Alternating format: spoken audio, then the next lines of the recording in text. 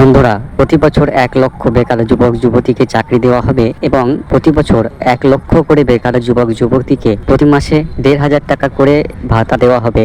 এটা ঘোষণা করেই আমাদের পশ্চিমবঙ্গ সরকার চালু করেছিলেন এমপ্লয়মেন্ট ব্যাংক। আমাদের পশ্চিমবঙ্গের মুখ্যমন্ত্রী মাননীয়া মমতা ব্যানার্জি সে সময় অনেক গর্বের সাথে বলেছিলেন যে এমপ্লয়মেন্ট ব্যাংকে যারা নাম রেজিস্ট্রেশন করবে তাদেরকে প্রতি মাসে 1,500 টাকা করে ভাতা দেওয়া হবে। প্রত্যেক বছর 1 লক্ষ করে বেনিফিশিয়ারি অ্যাড করা হবে যুবশ্রী স্কিমের আন্ডারে এবং প্রতি বছর 1 লক্ষ করে বেকার যুবক যুবতীকে চাকরিও দেওয়া হবে এই এমপ্লয়মেন্ট ব্যাংক থেকে। কিন্তু এই প্রতিশ্রুতি আমাদের মুখ্যমন্ত্রী রাখতে পারেনি বা পালন করতে পারেনি।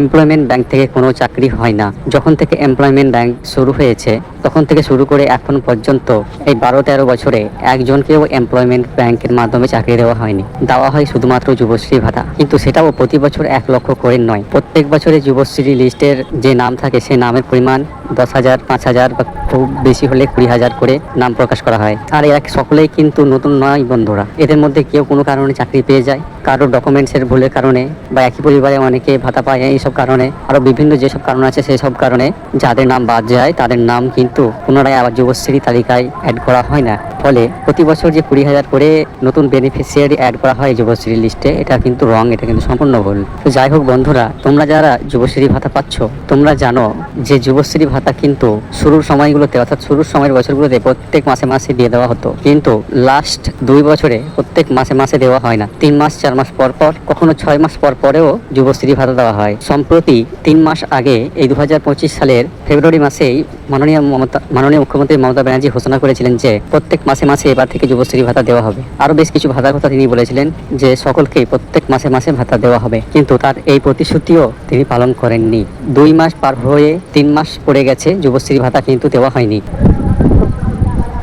প্রায় 15-20 দিন আগে কিন্তু এমপ্লয়মেন্ট ব্যাংক এক্সচেঞ্জ অফিসগুলিতে গিয়ে যোগাযোগ করলে তারা বলছিল সামনের সপ্তাহে যুবশ্রী ভাতা দেওয়া হবে, অথবা কোনো একটা তারিখ বলছিল যে সেই তারিখের মধ্যে যুবশ্রী ভাতা দেওয়া হবে। কিন্তু এমপ্লয়মেন্ট ব্যাংক এক্সচেঞ্জ অফিসের অফিসাররা যেটা বলেছিল সেটাও কিন্তু মিথ্যা প্রমাণিত হয়েছে, কেননা যুবশ্রী ভাতা কিন্তু 1 মাসেরও দেওয়া হয়নি। বন্ধুরা, আমি আমার পরিচিত কিছু অফিসারের সাথে পার্সোনালি কিছু কথা বলেছি। যুবশ্রী ভাতা এভাবে প্রত্যেক মাসে মাসে না দিয়ে অনেক দেরিতে দেওয়া হচ্ছে এবং নতুন করে 1 লক্ষ করে নাম অ্যাড করা হচ্ছে না যুবশ্রী লিস্টে। এর কারণ হিসাবে তাদের যে মত তা হলো রাজ্য সরকারের কোষাগারের স্বল্পতা। লক্ষ্মীর ভান্ডারে টাকা বাড়ানো হয়েছে, বাংলার বাড়ি প্রকল্পে সবাইকে টাকা দেওয়া হয়েছে, কৃষক বন্ধু প্রকল্পেও সবাইকে টাকা দেওয়া হয়েছে, স্বাস্থ্যসাথী প্রকল্পে রাজ্য সরকারের অনুমানের থেকেও বেশি খরচা হয়ে গেছে।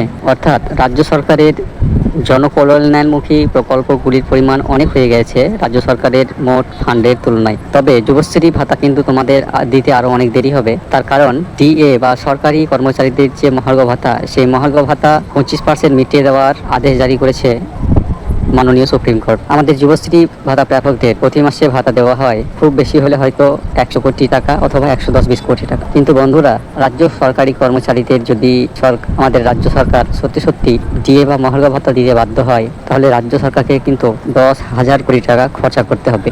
আর এত বড় হিউজ পরিমাণে টাকা খরচা করার মতো ফান্ড কিন্তু সরকারের কাছে নেই। যদি রাজ্য সরকার সুপ্রিম কোর্টের আদেশ পালন করে এবং সরকারি কর্মীদের ডিএ বা মহার্ঘ ভাতা 25% মিটায়, তাহলে রাজ্য সরকারকে কিন্তু লক্ষ্মীর ভান্ডার এবং যুবশ্রী প্রকল্পের মতো ভাতা বন্ধ করতে হবে। তবেই 10,000 কোটি টাকার হিউজ ফান্ড রাজ্য সরকার সংগ্রহ করতে পারবে। আর সুপ্রিম কোর্টের আদেশ মানতে কিন্তু বাধ্য রাজ্য সরকার। শুধু রাজ্য সরকার নয়, ভারতবর্ষের প্রত্যেকটি নাগরিক সুপ্রিম কোর্টের আদেশ মানতে বাধ্য। অর্থাৎ সুপ্রিম কোর্ট যে আদেশ দিয়েছে যে 25% ডিএ প্রত্যেক সরকারি কর্মচারীকে মিটিয়ে দিতে হবে, সেটা যদি সত্যি সত্যি মমতা সরকার সরকারি কর্মচারীদের মহার্ঘ ভাতা মিটিয়ে দেয়, তাহলে এই 10,000 কোটি টাকা জোগাড় করার জন্য আমাদের যুবশ্রী ভাতা কিন্তু বন্ধ করতে হবে এবং কি আরও অন্যান্য বেশ কিছু ভাতা কিছুদিনের জন্য বন্ধ করতে হবে। অর্থাৎ সবকিছু পর্যালোচনা করে যা বোঝা যাচ্ছে বন্ধুরা, তোমাদের যুবশ্রী ভাতা এখন কয়েক মাস দেওয়ার কোনো সম্ভাবনা নাই।